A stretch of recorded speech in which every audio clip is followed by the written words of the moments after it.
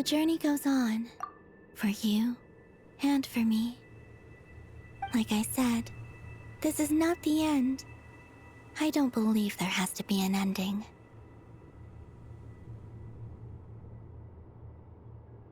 Oh, is that your next destination? Most people would probably tell you to pack some warm clothes. But I experience things differently than most people, so I can't know how cold it is. In fact, it is home to quite a wondrous heat source. I think they call it Kreshnik's torch. Every city in Snezhnaya is built around one of those. I sensed the energy it gave off as I was passing by on a railway train. It felt grand and distant. I also recommend the Korolievsky troupe in Snezhnograd. They give performances quite regularly, and entry was free for harbingers. I liked them a lot. Ice cold and sharp. Crystal clear in some ways, yet profoundly unfathomable in others. Like the thick layer of ice on top of a frozen lake. That's just the impression that Tsaritsa gives me.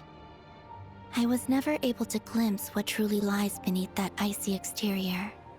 In fact, I don't think the people of Snezhnaya even know what kind of power their god wields. Maybe that's because the Tsaritsa herself has never acknowledged, nor accepted that power. There's Regrator, the Rooster, and the Jester. Between them, they control a lot of what happens in Snezhnaya, but I can never wrap my head around how exactly power is split between them. I just know they are each responsible for many specific domains. I noticed that the Rooster and Regrator often appear to get along on the surface, while working against each other in secret, and theirs is not a friendly rivalry. But I wasn't particularly interested, so I tended to keep my distance. Now that I think about it, the term Mistelton often seemed to come up in connection with Project Stuja. Once things settle down in Nodcry, I'd like to explore the world beyond Snezhnaya. You've told me so many stories about the other places you've been to, and all the friends you've made there. I'm curious to visit those nations and see them for myself. It would also help me learn more about the journey that has made you into the person you are today.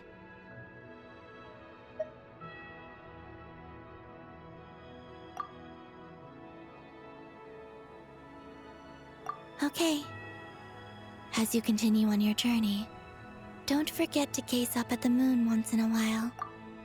It is, after all, no longer an illusion. It shall cast down its true moonlight, connecting us in truth.